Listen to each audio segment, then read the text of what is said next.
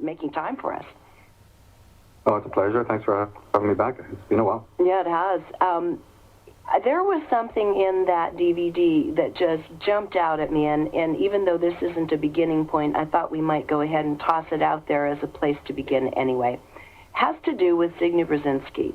Now, interestingly, he was trotted out on MSNBC, the Rachel Maddow show here, just 2 nights ago, as this elder statesman, and he was very clear, very logical, and I had, I was having my own feelings about him. I was waiting kind of for the other shoe to drop, and I thought, geez, he's making sense here. This is frightening. Your video clip, the video clip on him in your video, he's saying something that is just amazing. It's so obvious.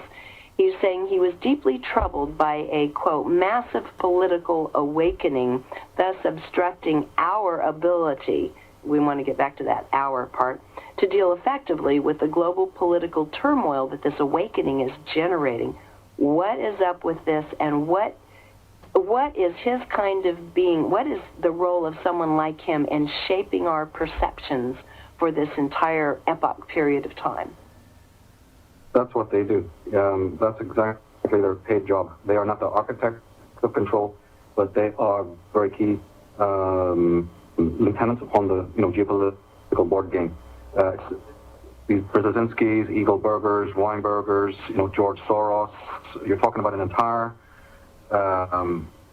coterie here who, obviously, just even by studying the length of time they remain in power as advisors, will lead people to realize that the Obamas and the Clintons and the Bushes have really no power at all, because they're in for a couple of years, just like any manager or executive of a corporation.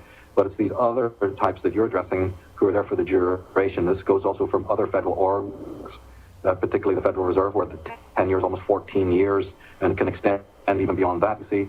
So these are the real, as I said, they're not the architects of the plans that they execute, but they are certainly key figures that, still remain within the camera eye to understand how they work, of course. And remember, these are people who have membership with the Council on Foreign Relations and the Trilateral Commission, you see, and other organizations that are actually controlled out of London. So the Brzezinskis, and I have the quotes from these people. I mean, from their own memoirs, you can go and see it. You can also see how much time they actually spend in Britain shaking hands with dignitaries and royal figures. People look at the different other orgs that they belong to, like the Royal Institute of International Affairs and so on and so forth, and the Brookings Institute. You see, in all of these institutions, they're either controlled by the Jesuits on one side, and behind them is the British government. They all work in collusion. But how these individuals actually work, what their actual function is almost like, the way, I don't know if they have it in America today, but certainly in England at a roundabout or at a junction when the traffic lights are busted, then you have a policeman come with these two sort of, luminous things on his arms, yes, vans, and they point, they direct the traffic this way and that way. Well, what happens is these characters are sent out whenever the geopolitical game has altered or changed in some way. And this, of course, it alters quite a lot. And so these guys run into the street, and their job is twofold, basically. One is to distract you, and this is a very important aspect of what they do, is to break a lot of China and blow a lot of fog horns and warn you, you see, and sort of distract you so that you're not really looking at the movements or the agenda of the real players, the ones who are very, very camera shy, who are not people's champions. They're not known except to people who've made a study. And so these Brzezinskis want to distract you over here. They appear on Charlie Rose. They appear on these chat shows, which millions of people will watch. They banter back and forth about a bunch of pseudo-political jive. They bash the other side. They keep the illusion of the red versus the blue, the Republican versus the Democrat. They'll always be constantly underlining those particular issues. They'll always speak in political terms, familiar terms. They'll never let you know what's really going on. So they're distractors, first of all. They're like Pied Pipers who play a certain tune, and then everybody sort of, in this sort of hypnagogic state, follows these kinds of people, believes in them, votes them in, reads their books, and so on. And the other function that they do at the same time, because it's like what the right hand is doing, you don't see the left hand. like General Archibald Wavell said, you better watch what both hands are doing here. The other technique that they use, the other strategy, is to lead you or lead the people at the same time. So they, first of all, distract you from what they don't want you to see, while at the same time they point the herd, that is, in a direction that they do want you to go in. So they become then people's champions who say, hey, it's cool down this way. I've been down this road. This is the way we need to go. And of course, then you're in a position of having to analyze what they're about. Where are they really pointing? And of course, by now, a lot of people listening to you, I'm sure, and people who certainly check out my work are aware that the road that they're pointing us down is towards this global village. It's like the stuff we addressed in the DVD and throughout my work, is that I don't care what side of the political spectrum they come from. It doesn't matter what, other allegiances or affiliations, they have. Most of the people in the mainstream today, almost without fail, and this goes for the big movers like, Blair and Clinton and Bush and all these people, are always pointing us down the road to this, very much a technotronic. In fact, I think Brzezinski is the word who even came up with the term technotronic age. So they're pointing us down into this sort of a road that might lead us first to some sort of glittering mirage of the global utopia, the global village. But actually, the only problem with that is that the train isn't going to stop. It's not going to let you off at that wonderful shining utopia. It's going to keep plowing on until you arrive at this post-human world, just like going to a Holocaust. And by the time you're actually able to disembark, it'll be at a very different stop. They're just going to lure us there by going, climb on board, first class tickets here, first class seating, and beautiful scenic route to the global village. But of course, they don't tell you that they're not going to drop you off at that point. They're going to keep on going until you arrive at this abyss of the post-human technotronic age. But see, in the meantime, they've got to do their card tricks, and they've got to wave their wands to keep the people on that train entertained to death. So you're not really noticing the countryside. You're certainly not noticing that the train has veered off its original course and is heading into a ravine. They want to keep you distracted, and part of this distraction is to keep a lot of tension and anxiety going, which they do through the media, and then come along with the Brzezinski touch and say, well, we've got it all solved. We've got it all understood. We're going to apply the Band-Aid now, so everybody can just go back to sleep. So these people, champions, they're amazing to watch, and people need to, start analyzing what they're saying, read their books, and learn how this geopolitical game is played. Yes, it is quite interesting because you're not talking about any dummies here. The people that have chosen to and been chosen to occupy these roles are very astute in terms of their understanding of how the human system, not just how affairs is in Zbigniew Brzezinski's case, but how the human mind actually works. I mean, these are masters of mind control in addition to, in his case, for example, offering up such astute and clear observations on our current, geopolitical situation, as you say in Pakistan and Afghanistan the other night. It's like, well, this man makes total sense. Then you listen to his private statements, such as the one that you featured. This is a whole different ballgame.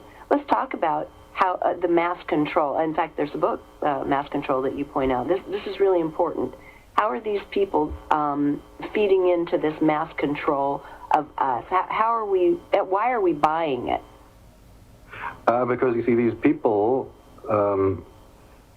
they have understood that what man's basic drives are, and that there's basically, in the ego, there's just basically two main complexes, which is the prohibitive drives, which stop us from doing, immoral acts, or acts that we might beat ourselves up for, you see.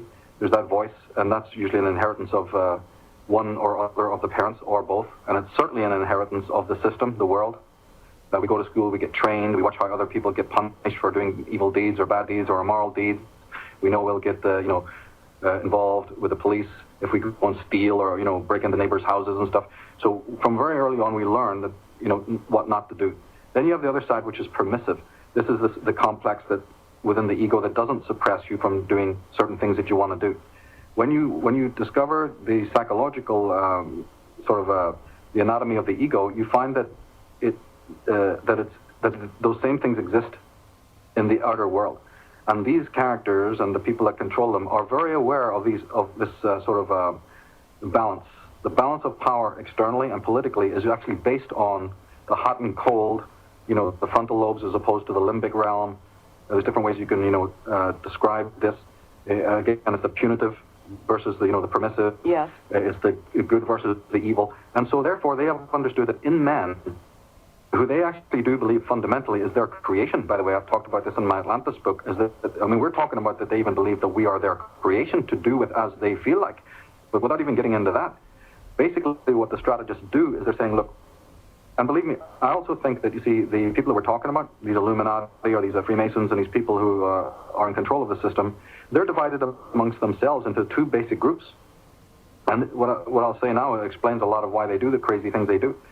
One group actually believes they're the utopians or the Olympians, and perhaps Brzezinski is one of these people. They believe that, look, man has been, and always has been, tremendously primitive. He's not advanced. He's not scientific enough. He's lived in a dark age. He's actually experienced several dark ages. He's a bloodthirsty, primitive, bone-chewing, spear chucker who's absolutely recalcitrant. If you read through the works of Aldous Huxley and Bertrand Russell, yes, this is the school that they're coming from. Mm-hmm. And so these Illuminists and these Fabians are going, what we are doing is the same as what Plato did, what any good philosopher does. We are midwifing this rabble, this recalcitrant horde, to a finer plateau of civilization and, civilization and a sense of normalcy. The place where we're trying to get them to go, and it's very difficult to get them to go because they're wild and they're unruly, and they need to be culled. So these are the people then who are very much against any type of revolutions, any type of revolt, any type of iconoclastic kind of person, you see, who tries to throw a spoke in the wheels. Mm-hmm. That's why they don't like the primitives. They don't like the fringe groups. They don't like the New Age. They don't like the mystics. They don't like, anyone who's talking about tribalism or any of this stuff that's, smacks of the old world system where man is a primitive sort of village dweller. Mm-hmm. So you have this coterie who's saying, what we're doing is midwifing. We're good guys. We're your brethren. How come you can't understand? Why can't you roll up your sleeve and take our injection and take our microchips and take our RFID cards and take our global one world order? Don't you know it's all for your best? And they absolutely believe this. Now, in the same lodge, in the same group of people, you have another coterie who examine the same phenomena but have come to a completely different conclusion. And that is that man is absolutely dangerous when he becomes enlightened, civilized, and educated. He's more of a threat. He's more unruly. So what we need to do is we need to take away even the perks and the benefits that he already has. And of course, this movement, by looking at what's going through America now, and of course this does change though, it looks like this movement is in control at the present time because they're scaling back, they're pulling up the ladders, layoffs, outsourcing, endless illegal immigration, and all of the above. And also don't forget the incredible spate of foreclosures and things that are going on. And even, people can date this as far back as even 1929, the Depression, when for no reason whatsoever, the federal government, basically closed up the shop, pulled up the ladders, and broke the back of the middle class. So this coterie, and there's other names, you see, of people who believe this, they believe civilization's too good. And people who find this hard to understand, they think, what's he talking about?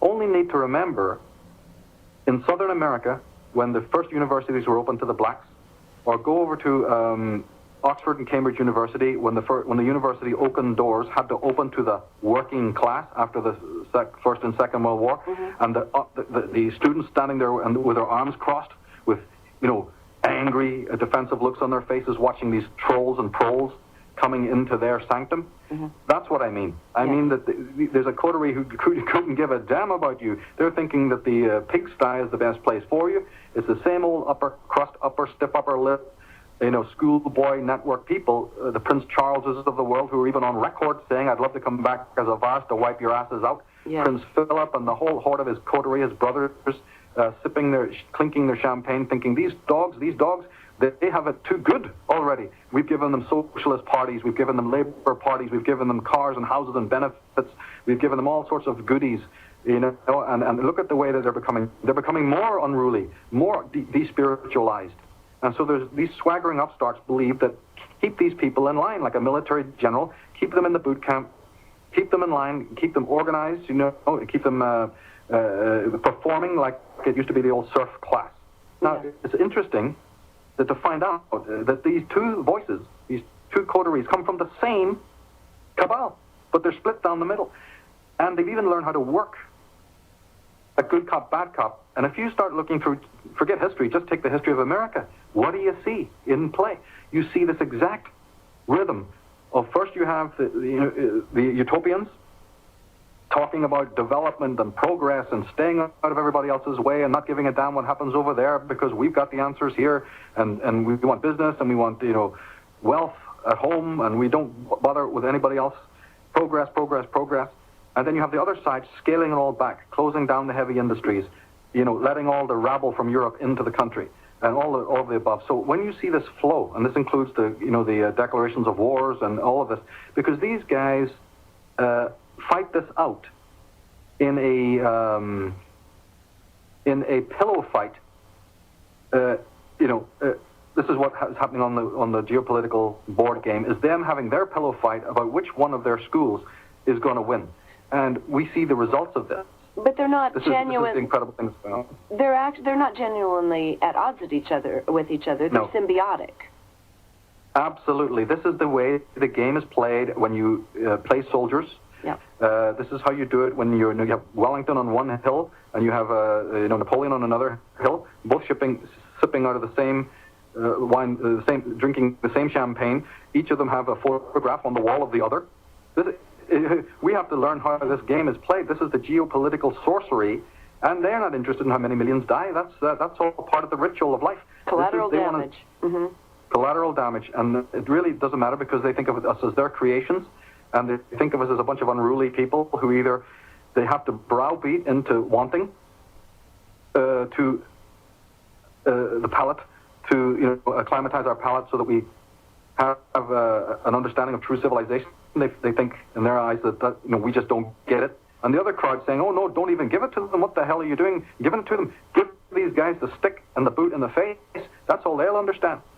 And this is why you will have through life, even if you just track the biographies of individual despots, they fall precisely into these two into these two categories. You'll find despots who are tremendously humanitarian, from the same royal houses, from the same institutes. And this is what you see when you're talking about the Brzezinskis. You'll have some guys who really do even a lot of good in a way. They also all really do believe that man, as recalcitrant as he is, with the correct midwifery, can progress. And a lot of their rhetoric, as I said, will appeal to that part of our egos that think, hey, it's good, cop. Hey, this works. Yeah, I can handle that. I want to go up a gear in my status, in my class, in my education level. And of course, there's a healthy drive inside of us that wants that. So these people deal with that healthy drive. Then you've got the other crowd who, as I said, are punitive. They go, don't give it to those people. And believe it or not, there's a necrotic part of our own consciousness that also feels the same way. Yeah. We find it in individuals, in guilt, in self-sadism, in martyrdom, in victimhood. I'm not very good enough. Oh, God hates me. I'm not very good. I'm a underachiever, blah, blah, blah. And so they actually identify with that crowd going, it's okay for us to stay in the slums, then I don't need to be, developing myself. I don't mind having a stern, tyrannical leader, because then at least I know where I need to sleep and where I need to go and who's going to, give me my bowl of soup. And somebody else takes responsibility for my life. And there's millions of people in the world quite happy to go along with that kind of gig. Well, that's very true, to avoid any kind of personal responsibility, primarily because we haven't been taught how to take responsibility from within or without. And part of the problem I see between these two schools, as you're referring to them, is that it's also now, even as we're trying to wake up, creating an incredible amount of confusion and, as you say, the alternative investigative community, because you have their actions seemingly at odds with each other and continually invalidating each other. Do you understand what I'm saying now? Yeah. And then it creates confusion for all of us to try to figure out, well, what is the game? No, that's not what he said the other day. They said exactly the opposite, and on and on. So we need to really start looking at what is the larger picture? Who are they? And we talked about this a little bit in our last interview, but let's just go for a few minutes back into who they are. Let's talk about source, because this is a rather arrogant source. Well, remember, this is a monumental question that directly affects me, because that's what I've been doing in my work, is to focus mostly on the 14th level of the pyramid. What is that disembodied capstone? Who is really running from the top? That's always preoccupied me. We don't have to doubt that there is that coterie, because as I show in my Atlantis book and other work, these guys are screaming it loud enough. Mm-hmm. The Giuseppe Mazzinis, the Adriano Lemmis, and the Adam Weishaps, and all of these people are saying in their own records, in their own memoirs, there is another body that operates above us. Woodrow Wilson has said it. The head of Harvard University back in the 1950s has said it. Felix Frankfurter has said it. Even other people who are insiders, like Dr. Carroll Quigley, for instance. I mean, you can't think of an academic more higher up the totem pole than him.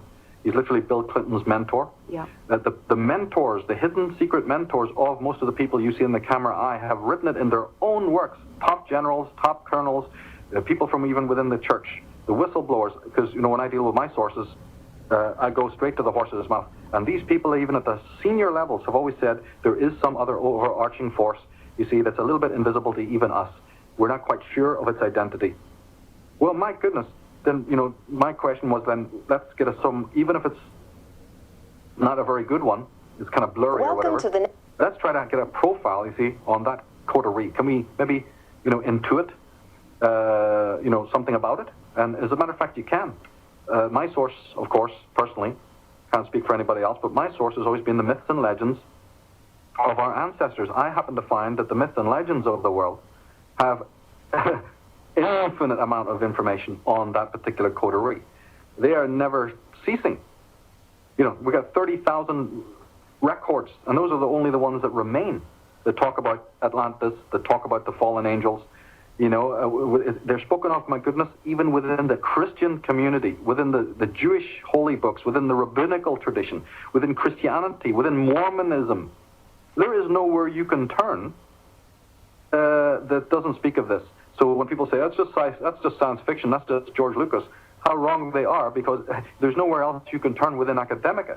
You turn to the Norse legends, turn to the Vedas, you turn to the Puranas, you turn to the Aboriginals, you turn to the Maya, you turn to the Aztecs, you turn to the North American Indians, and almost every advanced tribe of Native American Indians we're talking about here, the Hopi, the Anasazi, the Navajo, the Pueblo, the Cherokee, the Iroquois, all of the groups, not to mention in Africa even, you see, everywhere, and many books have been written, so we know that all the world, and remember, that's only what's left. That's what hasn't been sequestered and burned and torched. Right. And yet of the records that are even left. So, and I would say that the Irish record, and that includes the Arthurian legends and whatnot, includes the Welsh and the Scots legends and whatnot, defeats them all. You don't need to bother with all the other legends. Just go straight to the legends of ancient Ireland, and there's a whole story there. And so, even though it's everywhere you turn, doesn't mean that people have the intelligence to read seriously those legends. No, they've been brainwashed into believing it's all fairy folk tales. There was no such thing as Atlantis. Graham Hancock can go and photograph it for you, and people still don't believe it. There's records coming in every 5 minutes of sunken cities and all of this strange artifacts appearing, and yet people still pull the blankets over their eyes. So my interest then, right from point go, way back in 1982. And even as early as 1979, although it was, of course, the thread, the thread was had 2 beads on it then. It took a while to, make the whole necklace or whatever, and the process still goes on. But I suddenly realized that these myths and legends need to be taken seriously, and one thing keeps popping out of these myths and legends is the story of the gods, the war between the gods, the idea that there is an absolute, distinct difference between the good and the evil, and that there's this conflict going on, and that the conflict is both an interior conflict, so it has a spiritual component, and it also has an external component. And they identify the higher ones, the elite ones, as being this Nephilim, or the Anunnaki, or the Anunnaki, or the Rephaim, you see, and the Ana, and the Jedi, and all of these different names, that my Atlantis book is full of. By the way, I have the Atlantis DVD, goes even into greater depth to look at all these different questions, and that this group was originally alien, and that in the days of the old, their story was written into the myths because people didn't understand in those days what technology was, and if a machine works beautifully, it appears to be like magic.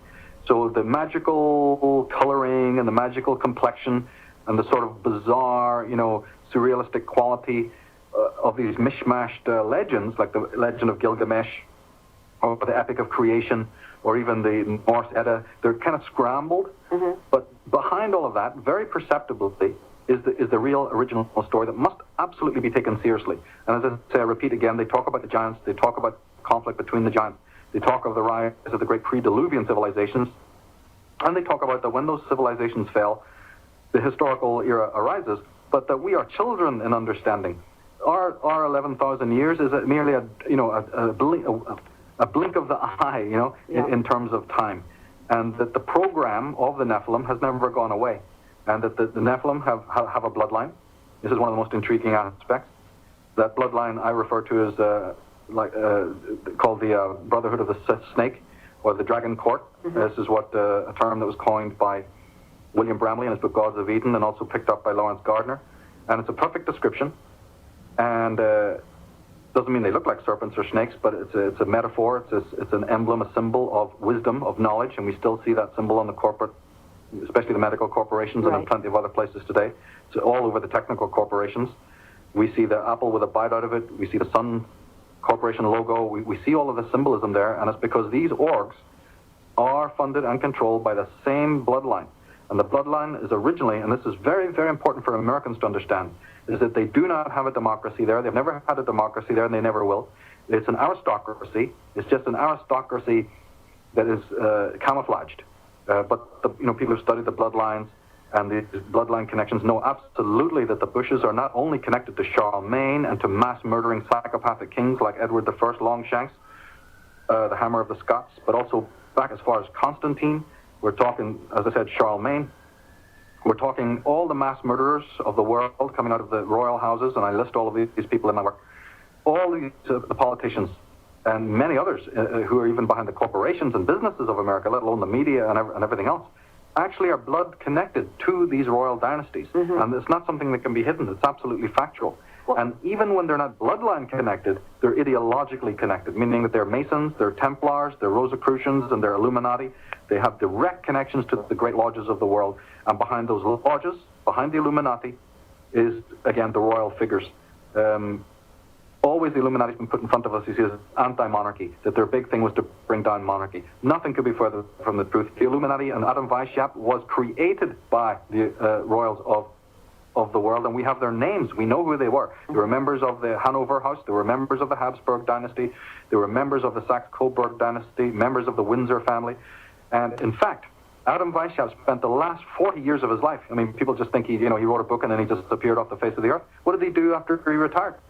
He spent 40 years as a guest in the royal houses of Europe, specifically of the people around Charles de Lorraine, who was a duke, a prince, one of the greatest nobles in Europe at the time, who funded the Illuminati, right? And also got the Rothschild dynasty to keep funding Adam Weishaupt's Illuminati.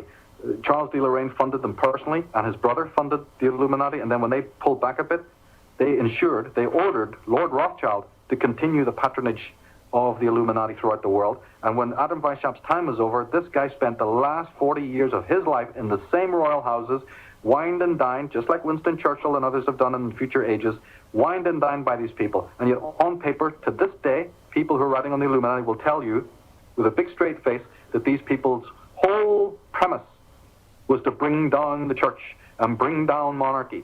It's like, excuse me, did you turn over 2 pages at once or something? Where did you get that information? That's total nonsense. Right.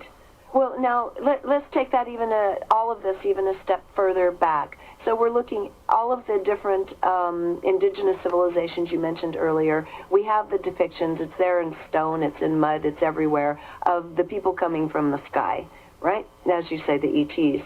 Now, so I assume what you're talking about here has to do, as with Zecharia Sitchin's work, we're talking about the fact that they consider us to be their creation as a genetically engineered species, perhaps mixing native DNA, Earth DNA, with ET DNA. Now, if this is how it started coming down, then doesn't this make us a highly programmable species from the beginning? I mean, we have been programmed from the beginning, have we not? This is the crux of my work. Everything that you see in the world today, and everything that you see in history, leading back to the advent of the first historical empires, meaning approximately 10 to 11,000 years ago, is the result of exactly that. Mm-hmm. Man, and of course, most behaviorists know this today, that if you traumatize a human mind, we know this even from Kathy O'Brien, you see, and Yes. Arizona Wilder, and people who've actually been physically traumatized in this life, that they get disassociated. Yep. Now, the most disassociated, psychically fragmented, schizoid creature is the human being, and it's of no fault of his own. Not only was his DNA interfered with, that's his biology was literally genetically engineered, and so that caused a huge rift. Basically, every man walking, every woman walking is two human beings in one, and the fragmentation can continue from there onwards. Secondly, they have the War of the Gods, which is written about in all the epics again. That was so globally devastating. Then you had the flood, and then there was a second flood, which included a pole shift. So it's almost like it was a bad day for the human race, Yeah, 13,000 years ago. Yeah. A very long bad day, and the sum result is that the consciousness as we know it, that holistic consciousness that not only perceived holarchy, not hierarchy, that was in direct connection to the goddess, meaning the universal intelligence that is nature, that is your body, that is the macrocosm and the microcosm. We were directly tuned into that. All of our circuitry was open, just as Bruce Lipton says. We're using a point something something something of our consciousness, and we call that we actually have the temerity to call that consciousness when all of this other stuff is there latent. Mm-hmm. So that one day was opened. That was all opened at one point. Man shuts down, all the lights go off in the building. It's like a power cut, and only the janitor, with his little flashlight, is puttering around on the basement, looking for the light switch, and that's civilization today. Yes, that's what he can illuminate. The ghosts and the chimeras and the shadows. That's what we have taken for reality. That's so preposterous. But some result of these traumas is that when the historical era opened, and what the semblance of consciousness, I should say, that janitor, that little security guard is the ego. What we have now is, I've always described, is that the ego is the ghost that arose from the grave of the self. That is so weak, even though it's a very tyrannical little creature, it is very fragile ultimately. It's very fragmented. And so that's why the external religions exist. Because for the emotional succor and for the emotional stabilization of that little ego being, it requires what has now become this palava of religion. It also needs physical handrails, which is then provided by the establishment and so on. So this trauma accounts for everything. The ego is massively defensive. In fact, some psychologists have described the ego as nothing more than a massive defenses. And so anything that comes in to threaten the ego, or those who have an ego, is immediately attacked violently. Like the Course in Miracles says, we turn our defenses into violence and then blame the other, right? Mm-hmm. Right. So this projective stuff that Jung and Freud talked about is then the bane of humanity. Because nature exploded all around us, we have lost not only the umbilical connection to nature, we're also in subliminal hatred or antipathy to nature. Not everyone, but the majority of people, not consciously but unconsciously, are still threatened. Because remember, this happened like a second ago in historical terms. So we have this fear of nature, plus we have the alien DNA that doesn't even belong on this planet. So now that's why you see the planet in exactly the kind of toilet situation that it is today. Is number one, the descendants of these Nephilim couldn't give a damn. They're unwelcome guests partying at the mansion. They're not going to pick up a plate or take their cigarette butts out when they leave. Yeah. Quite the reverse. And the rest of us, we're lollygagging around, and that's why the world is in the state that it is, because we subliminally have a subconscious, unfortunately, subconscious this hate of old Mother Nature that we feel stupidly, we erroneously feel, blew up in our faces, and therefore the ground of being, the most stable thing in our ancestry, you see, went up against us, and this also was an aspect of the trauma. So therefore, it is absolutely child's play to take this human creature who is like flat on his back and just basically put him on a few strings, give him a few handrails, give him a few, love scenes, a few card tricks, a little pyrotechnics, a little nudity, and he is absolutely in pig's heaven. Nothing else is going to traumatize his mind. The Huxleys and the Bertrand Russells and these Brzezinskis know that, and so it's just a big game to them. And yet, underneath all of this, the part that starts really intriguing me, and on a personal level, I've had my own experiences over the last 20 years, and some of them have been journeying back in time. And I've kind of watched with great interest as all of the various stories are coming together now to see where we're starting to get some overlay. And one of the things that is intriguing me the most here is that in spite of all of this, there is something of an innately much, much higher and more refined level in human beings than we have been allowed to remember. And it is starting to bubble to the surface. I mean, and we could probably talk for days about where that crossover, where that intelligence force initially came from that is us, or that consciousness that is us. But nonetheless, through all of this, aren't you seeing this around in day by day in increasing numbers, this remembering, this waking up? Isn't this the part that's really frightening them?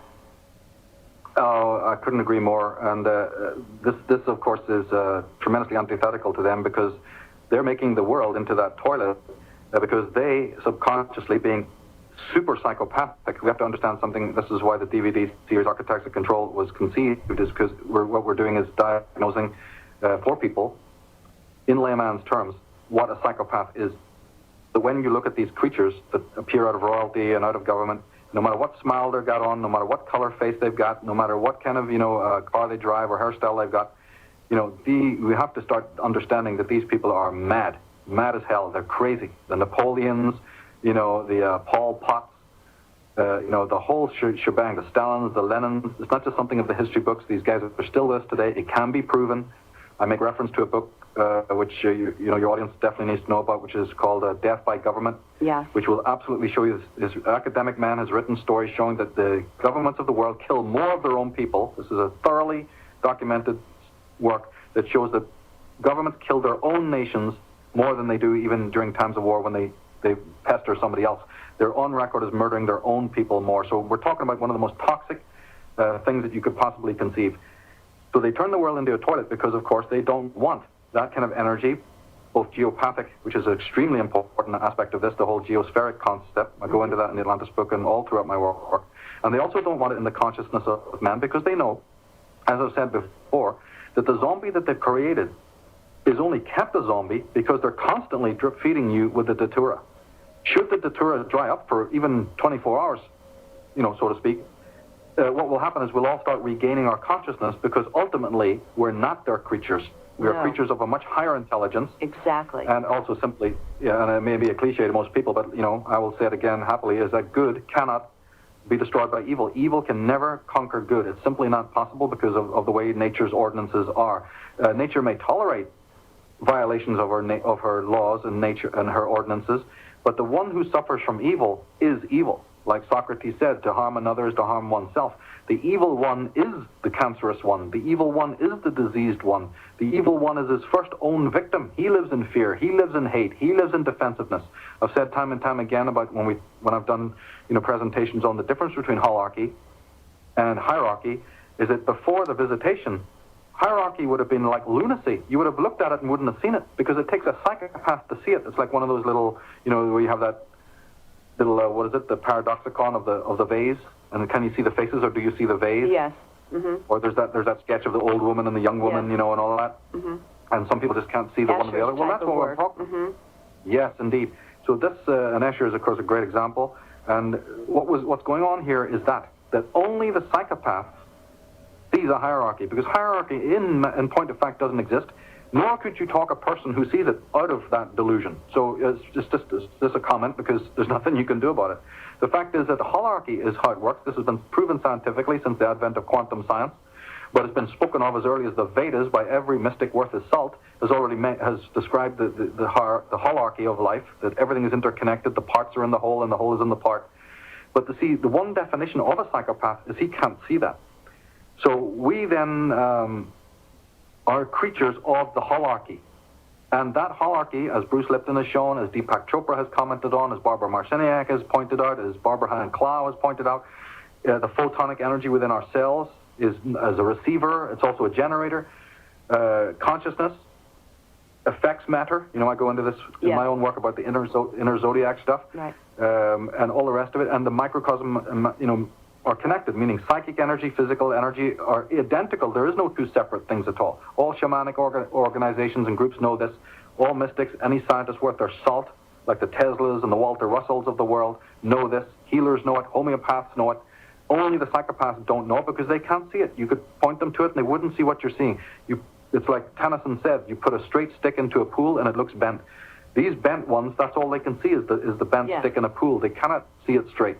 So we are now dealing, in the last chapter of the Atlantis book, I talk about the homeopathic purging of our planet and our system of this virus, this kind of pestilence. You don't start by beating them over the head. They've got the perfect right. If you watch Disc 2 of Architects of Control, I even addressed this at great length, that don't be telling them they got no right to do what they do. They have the right to do what they're doing, but you don't need to buy it. So what we have to do is homeopathically remedy our own immune systems. This is understood by people who understand yoga, true magic, and true martial arts. You strengthen and develop your own immunity so that their jive doesn't have a slightest effect on you. You've already won the game and they're going to fizzle away into nothing. But going with your placards and your ideologies and your little partisan belief systems, or worse, fighting in the pig pen that they've created for you in which to have this wonderful charade, is going to be of no use. It hasn't been of no use. You can create a dozen more parties, a dozen more ologies.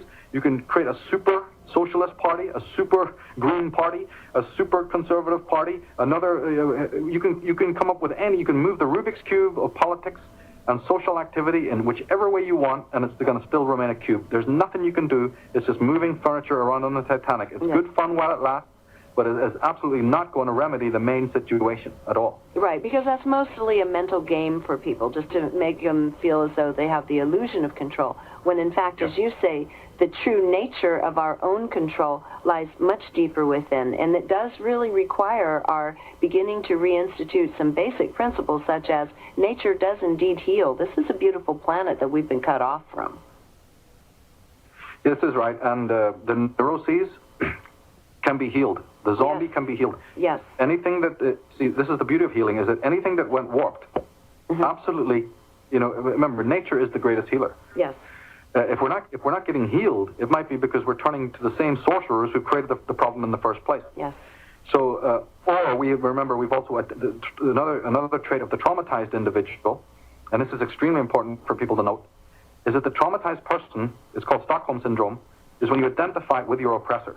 Yes. In the LA talk that I did called the 2012 and the Future of Mankind, I addressed this very deeply and went into it a little bit more detail and said that it's actually really called the identification with the object of your hate. But without even getting into the sort of tangents, basically the slave identifies with the master. The slave even wishes he was the master. And as we see in society today, the generation of people who are screaming about tyranny, given power, become the next generation of tyrants. Yes. Or they become lackeys of the tyrants, i.e. Bono, and people like Geldof, who's this poor man's Mick Jagger. What on earth are these creatures doing? 1 minute screaming in the face of Margaret Thatcher and screaming in the face of the Queen of England and all of this, and everyone's following them like the people's champions, the Pied Pipers, telling you they're all for humanity. And the next minute they're down on their bony knees, getting the highest awards of the land, and corporations are opened in their name, and they're big wigs, the Nelson Mandelas and all of these, charlatans. Yes. So, again, this is part of the wake-up call here. But getting back to your very important question about the healing, is that when you have some sort of pestilence in your midst, it's a relationship. You are equally culpable when the parasite's influence is upon you. Parasite can't live without something you're giving it. This is very true. And in fact, you make a big distinction where you're talking about there's a big difference between being sold a lie. It's their right to sell us a lie as beings. Anyone can do what they wish, as you say. But it is not our directive that we must buy the lie. We don't have to buy it, no matter how hard they sell it. Yeah. You don't. And therefore, that puts see, I've always said that they have control. They don't have the power. We have the power.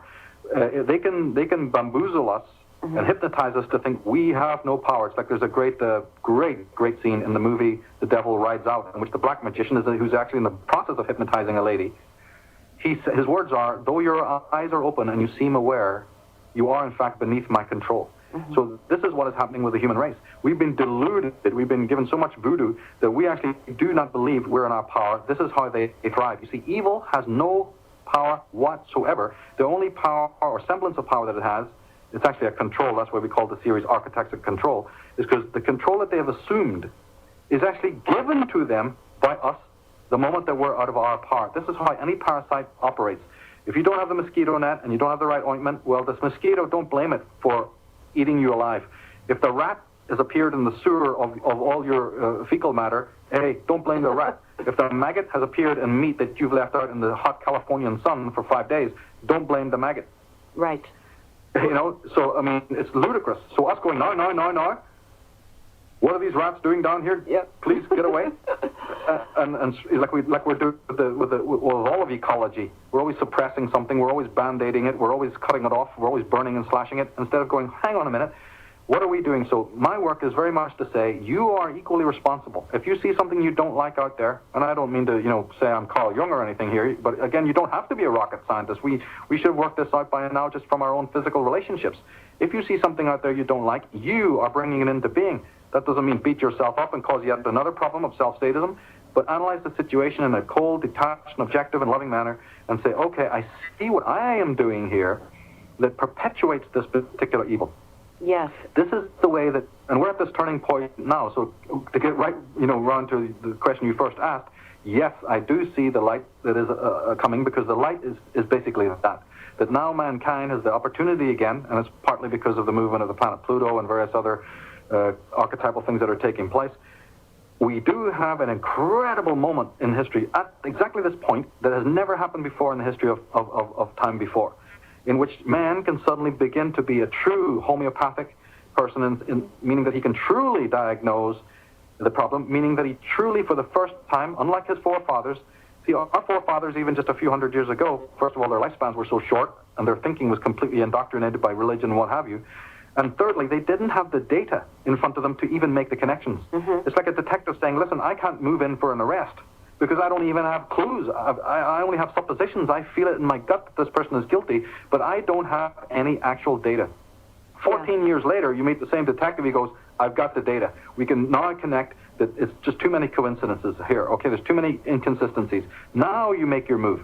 The human race can now confront the tiger in the long grass because we've been through the jungle, we've had the experts, we've had the whistleblowers, we have the insiders, we have the people doing the work and the labor, and slowly now we get in as Bill Hicks said, the squeegee on the third eye. We can intuit what is happening now and start to change the dynamic instead of rushing out like a bunch of mad, sort of crazy berserkers, and then just be shot down like we're just like at the circus. Yeah, absolutely. Now we can actually be properly armed up to take this particular kind of sorcery on with a new magic of our own that really, is the solution. And I want to share with everybody a quote that is in your DVD that is so powerful. And in fact, I think you said the same thing. And that is, we can accept that God can become man to save man, but not man becoming God to save himself. That is huge. Why it's been so hard for us to believe this, but the time is dawning, as you say now, that there is enough knowledge out there, there's enough evidence to show that there's something more to us than, quote, being a slave species to the controllers, that we can indeed become our own gods and save ourselves. And you go on to talk about something in this area that I found just profoundly wise, and it's very true, and this is the hard part. We look around, we see the people we love, we see the society around us. If you have an open heart, you want to help everyone you can. But like you said, is it the responsibility of someone who is waking up to essentially allow themselves to be used as scaffolding for people who are falling down and not doing the work it takes to bring themselves up? This is a really big one. We have about 10 minutes left. Can you talk about this part of it? Well, who do we owe what to? Well, first let me address the point that you made about the man being his own God. That was a quote from Vernon Howard. Yeah. And very quickly I'll just say that is entirely backed up by all the scriptures. Mm-hmm. We have the Gospel of Thomas. We've got Corinthians. We've got the Church Father Origen. We've got St. Paul. St. Paul said, "If thine eye be single, thy whole body will be full of light." Jesus in Corinthians has said, "If you are the temple of God, for the temple of God is holy," which temple you are. In John, you have the same stuff about the inner temple that Jesus is on record as saying, what I can do, you can do also, and more. Yes. So we're not making anything up here. It's not New Agey. Man is his own God, and it's preposterous to believe that he couldn't be. It's really preposterous. But then moving on to what you said about this whole idea of dependency, this is, of course, crucial, because those people who do set themselves up as the fixer or the re-hardwirer of other people who are in a state of delusion are very far from understanding the metaphysical underpinnings of everything that happens in the world. It doesn't mean they're not good people and they're not moved by goodness, and they definitely want to fix people and definitely are motivated by virtue. I believe they are motivated by virtue. But unfortunately, under those principles is something even more deep, a deeper understanding of human nature, of why evil comes into our world, of how you must also allow the person the right to fall and fail, because that is ultimately the greatest teacher. Let's say it's presumptuous to even try and fix. Isn't there a quote in the Bible, before you can take out the beam, before you can take out the splint from somebody's eye, you have to take out the beam from your own eye? Mm-hmm. There's a certain primitive logic in the fact that, wait a minute, I can't even fix my own gig here. What can I do for somebody else? The next step to that is saying that, look, if you do fix your own gig, you are helping somebody else, because by your model is the best way and the most egalitarian way to have other people, fix themselves. Moreover, if you get in to try and re-hardwire somebody, even on a political or even a physical level, even one-on-one, the problem with that is that you are actually violating their sovereignty. And it doesn't make the crime any less just because they let you violate their sovereignty. Mm-hmm. Very, very true. Mm-hmm. So, in fact, the truly spiritual man doesn't allow a friend to lose his sense of independence, because true friends enhance their friends' independence and are vigilant to make sure that you do not become dependent. Number one, they are not dependent. They don't make themselves dependent on anyone, except in a very casual, mercurial manner, which is inevitable in the world. But I'm talking about emotionally or psychologically here. And moreover, that friend will refuse to act or be in any way, culpable to let you do the same thing. Yes. This is what makes a healthy, sustainable relationship. Yeah. And it also helps the world. And all the other bastions in the world, all the other edifices do the opposite. They're itching to make you dependent. And they also try to instill, and the point in the DVD was really about this, they try to instill this pseudo-virtue in you, that it's right for other people to become dependent on you. It's wonderful for you to be the teacher, the fixer, and the martyr. Hey, history's full of it. You're meant to sacrifice yourself for the good of other people. Whether or not you know what you're doing, or whether you know that you're mucking in there, might even make things much worse, that you may even blame a person later on. They say, look, the best thing, do you know how many psychologists have written in their books, Regina, that they have 101 patients who are of the wealthy class, literally driving up in convertible Mercedes, coming in their $1,000 Gucci suits, lying down on the couch and saying, hey, doc, I wish I had some pain in my life like your other working class patients. Okay. This has become a common cliche now. Yes. But they're going, and you can see it if you watch the movie Sex, Lies, and Videotape. They have a piece on that in the beginning. And they're going, doc, I wish I had some pain and agony because everything's too easy. There's something wrong with me. I feel numb. Yeah, but that's part of the program, isn't it? Yeah. And then they say, I envy those people who've had a bit of suffering in their life. Carl Jung is on record to say that the source of all neuroses is the avoidance of legitimate suffering. Yes. Yeah, and you feature that. You feature that well and speak to it well in your DVD, by the way. I mean, for anybody that's listening, they really need to get a copy and see that whole entire part.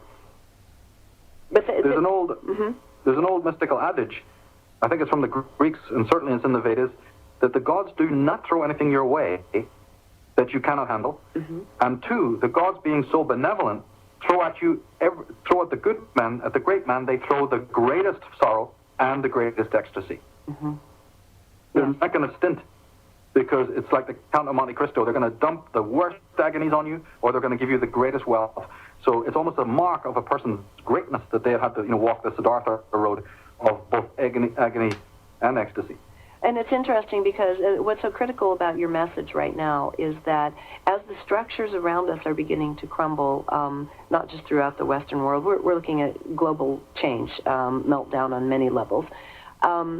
We're going to have to be extra diligent in terms of our understanding that it is up to us to save ourselves, to become our own gods and save ourselves, because the temptation is going to be there to deplete our forces in every way, and be encouraged to deplete our forces to save the rest.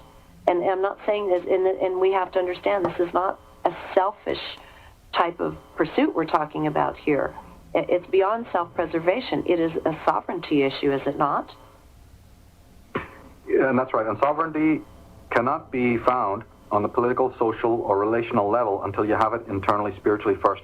This is why my message is ultimately a spiritual one, and I have no time for political, shenanigans. Yeah, absolutely. Well, Michael, thank you so much. I just love chatting with you. We could chat for days. And what I wanted to find out is, I'd love to go. I'd love to have another round with you on your Irish origin story. This is really important, but that requires another hour or two. So hopefully, when you have time, we're going to pick up there. If that works for you. Oh, I'd be delighted. That's a great thesis, a great subject. I'd love to do something on that. Yeah. Okay, Thank good. That'll be our next stop then. And so, meanwhile, happy trails to you while all this stuff is coming unglued. And thank you so much for your just incredible brilliance and insight that you're sharing with all of us. And I highly encourage everybody to pick up a copy of the DVD. Very, very well done. And I think, we have to understand, though it can look a little bit bleak in terms of seeing what we have been programmed for, I think the latter part of this conversation shows that that's not our fate. We have a choice. And I think we forget we have a choice. I think we don't even know we have a choice. We're having to remember that we even have a choice. That's right. We always have the choice. That's the main thing to remember. And again, that's a choice that corresponds with who we are spiritually. It's, the other stuff is like, debris that we need to work about how to remove it. And we've just been using the wrong tools in the past. But absolutely, the choice is always going to be there in front of people. Well, freedom or enslavement, freedom or enslavement, it is a choice. Yep, and you're giving us some wonderful tools to work with. Thanks again, Michael. Until next time, bye-bye. Thanks, love.